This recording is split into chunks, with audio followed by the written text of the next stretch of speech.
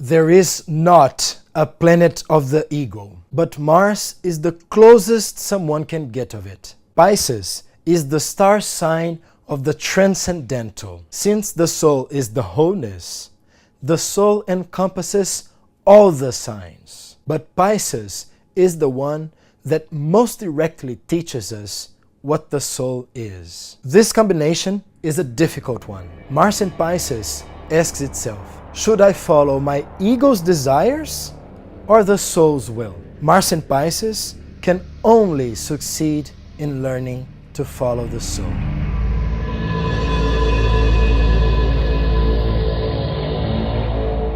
I'm Cavalher. Should we follow the ego's desires or the soul's will? Well, that depends on the dimension you now are. The immense majority of people is in the third dimension. In 3D, the main goal is to build a strong ego.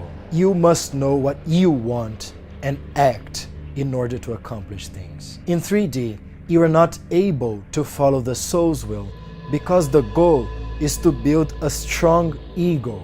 Therefore, you must ignore your soul and do whatever you want.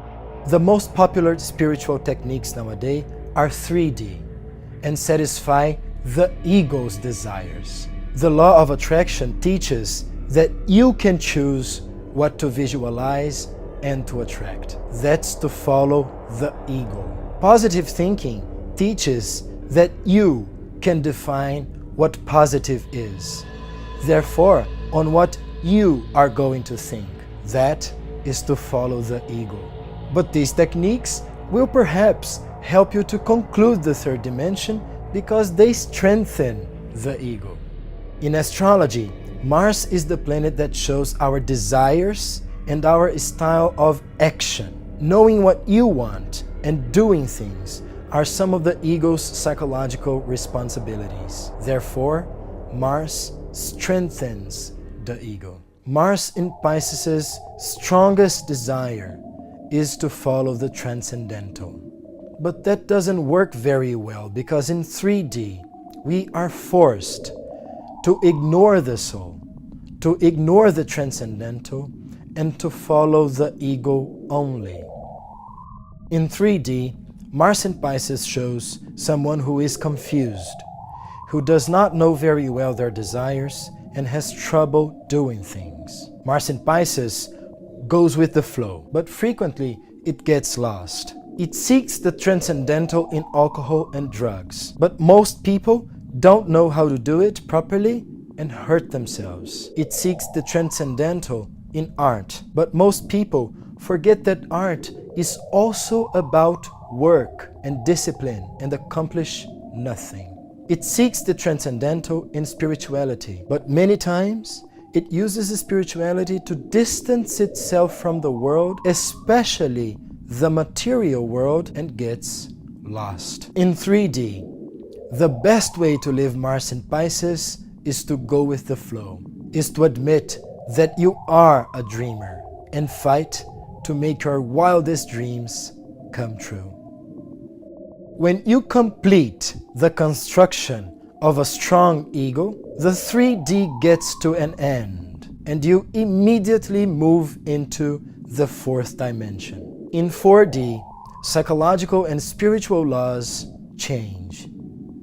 According to Carl Jung and his Jungian psychology, following the ego's desires is not the priority anymore. 4D individuals abandon their own desires and want the Father's will to be done.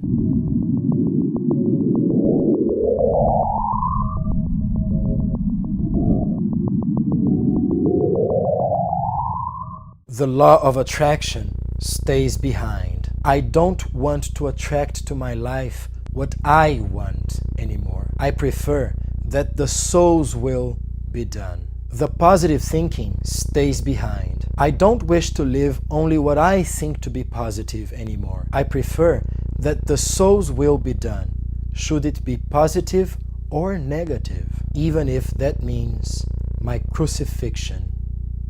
The law of attraction and the positive thinking are incompatible with Christ's teachings.